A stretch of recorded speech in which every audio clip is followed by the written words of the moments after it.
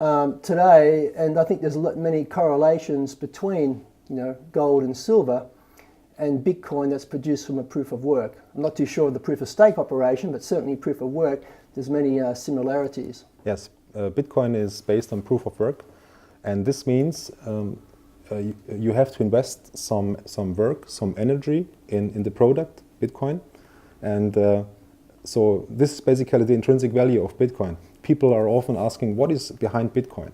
Why has Bitcoin a value? We know Bitcoin is basically an open source ledger, a worldwide open source ledger, and behind Bitcoin we have here one example. This is one piece or one part of a so-called miner. It's a hardware, computer hardware, and we have worldwide right now a huge amount of hardware that is powered by a huge amount of electricity permanently to keep the network secure.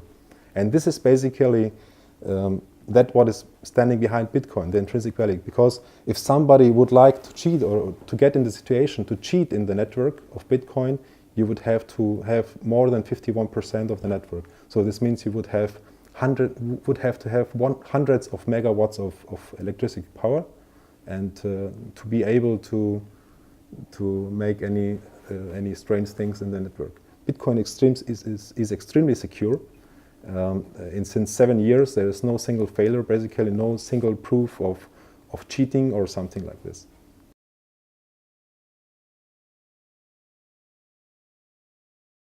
It's so exciting, and I suppose if I go back, being a gold and silver person, for many people who certainly know me, I'm a licensed gold trader in Dubai. I've been running the Swiss company since 2008, and we ship physical precious metals around to over 40 countries. There's many similarities. It took me a while to get my mind around from the physical stuff to a digital deal in one sense, but certainly the proof of work, it's certainly very, very exciting. But I think it's a natural progression of how money is created. I mean, money is created from a free market, historically in cycles. Everything goes in cycles. And I really think that this ingenious concept of Bitcoin, decentralized system, blockchain, money in one sense has really come out of the dissatisfaction of a decentralized system, a system that's really designed to transfer wealth away from the people back to the centralized system. So, I think, what's the guy's name? Satoshi? Nakamoto, thank you. Or his team, whoever it was, we don't really know who that is, truly ingenious in what they've actually achieved. And when I look at the gold and silver, when I look at paper, for example, I've got some probably some euros here and some Swiss francs. I mean, it's paper. It probably costs about 0.5 cent to produce one of these, regardless of the face value of the paper. Yes, but for sure, this is the smallest part or smallest amount of money available in the world right now. The biggest part is even more. You can't see it. You can't see it. Yeah. They just create it out of nothing. Well, money is created from debt, of course. Yeah. Money is loaned into existence. Yes. And of course, this is what really keeps people enslaved to the system. We're actually, in one sense, enslaved to the monetary system. So I think it's through the dissatisfaction of our monetary system that brought the ingenious concept of Bitcoin to actually the table, because it's divisible. Yeah. It's a medium of exchange. It's fungible. It's got all the characteristics. Mm-hmm. And I believe with the proof of work, it even has a store of value, as you just explained Definitely. a little bit earlier on. I would say that the biggest thing about Bitcoin is the store of value, because it's an open source network. Everybody in the network knows, so everybody knows how many Bitcoins do exist, how many are created day by day, and in the fiat money world, nobody knows how much money exists in reality. Nobody. So it's trillions, but we don't know. Yeah. Yes, but we don't know exactly. Yeah. And this is why Bitcoin has a huge potential. It rose a lot, of course. People say Bitcoin rose so much it can't go higher. Just one comparison: if you take the value, you are into gold. If you take the value of the total gold worldwide and exchange this value or transform it into 21 million Bitcoins that will ever exist, one Bitcoin should be around $700,000 or $800,000 per Bitcoin. So right now we are at $750. So there is definitely some room or space to go up. And we know it's an open source network. You can see all transactions. We see that every day there is more and more transactions on the network. That means more and more people want to have Bitcoin, use Bitcoin in a daily life. And we know on the other side, it's absolutely limited and protected by hardware and electricity. And so we know the price has to go up, definitely.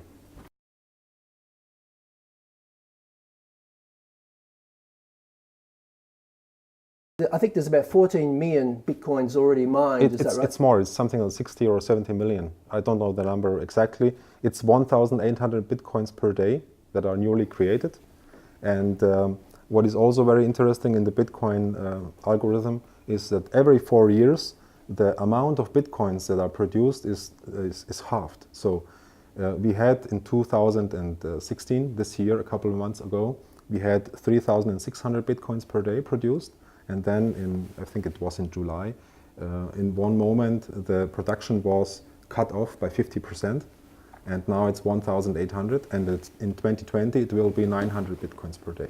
And every 4 years it's half and half, less and less and less by 50%. Which is completely different to what central banks are doing. Yeah, definitely. They're increasing. I think the European Central Bank might be printing 40 or 50 billion euros per month. You have Japan, China also, of course, and then they're expanding the expanded the monetary supply, which means Correct, this stuff here, this paper stuff, you're going to need a lot more of it. In fact, whatever I have here, whether it's euros, in the next 8 to 9 years, I'm going to need double than this to buy the same amount of goods and services. Mm-hmm. The same as Swiss francs or any other fiat currency. I think one interesting point for people who are new to Bitcoin is to understand, people often ask me, how is it possible there are only 21 million pieces? Will it be enough for the whole world? Yes, it will be definitely enough, because every single Bitcoin can be cut into smaller pieces by default to 1 million pieces. It's the smallest unit is called bit, and 1 million bits is 1 Bitcoin.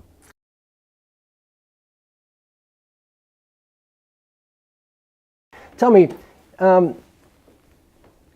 as a novice in this game, who's really, as you can see, I'm pretty excited about it also, how I can really help people change their lives going forward, understanding the monetary system. Well, and that's really an important part too, is the education of understanding the monetary system. If we understand the monetary system, we can make right decisions as well, and preserve our wealth and benefit from this knowledge. But is there times where you think it's better just to buy Bitcoin outright versus mining? Do you see any correlations or times we should be buying or versus mining? Do you see there's a different group of people here? Basically, we have a lot of times these questions. What is better, to just buy Bitcoin or to mine Bitcoin? And the reality is both are, every investment, this is investment, every investment is some kind of bet. Yeah? It's, I would say in terms of Bitcoin is 7 years old, it has proven it works, it is a pretty secure bet. And then it's a question, what is the better bet, to buy Bitcoin or to mine Bitcoin? And honestly, I would recommend anybody to, if you want to make an investment in the cryptocurrency Bitcoin, make it 50-50. Invest 50% directly in Bitcoin and 50% in Bitcoin mining. And I think both will be very good in the long run. Yeah, that's great advice. Thank you, Jakov. Yeah, it's a bit like us. I mean, and even with your packages that you provide us, and we're really grateful as a company that we're plugged into the Genesis, huge farming global farming that you offer. People can get started from as little as $30. Yes, correct. Yeah. And this, I think, is absolutely fantastic. The same as us, people can get started with us buying gold, real gold, certified physical gold, from as little as $25 per month, and we physically ship it. With you, you're offering people able to get involved from as little as $30 into mining, so they can set up a Bitcoin address wallet. They can get engaged. They can get educated through the process for really minimum risk. And we had one lady from Queensland, Australia, yesterday, who's been with us now 6 or 7 years. Hi, Shirley. She'll know that I speak out to her. I mean, she wanted, she's been with us saving in physical gold and some silver for a long time, and she sent a message to us wanting to know, can she set up some accounts, Bitcoin mining, for her grandchildren. She wants to set up $50 accounts for her 6 or 7 grandchildren that she actually has.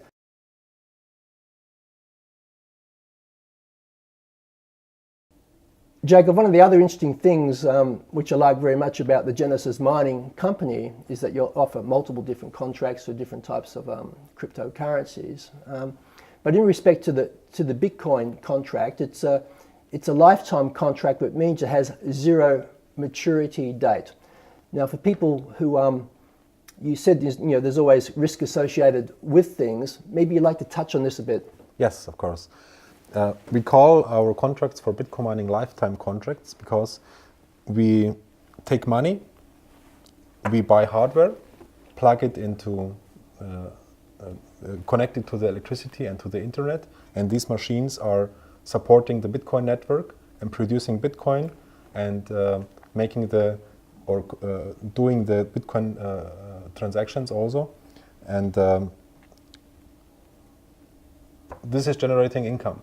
But this income is limited with a worldwide competition in Bitcoin, and this means worldwide people are trying to mine Bitcoin because they understand it, but there is only one big piece of cake that is produced by day, so all these people get just a share of this cake per day.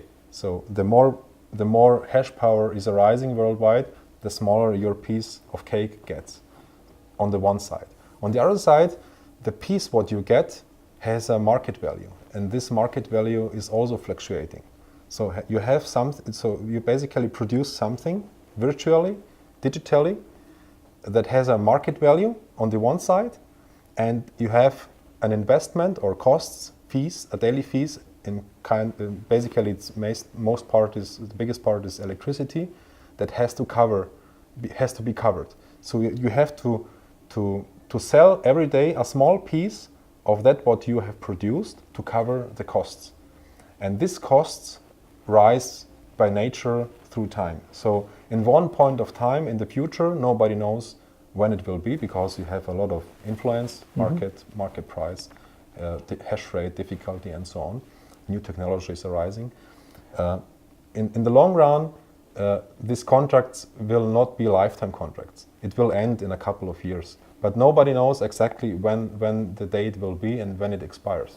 So basically, imagine you buy this hardware, you plug it in at home, it runs, and in one point of time, this hardware is consuming more electricity than you are getting from Bitcoins in value.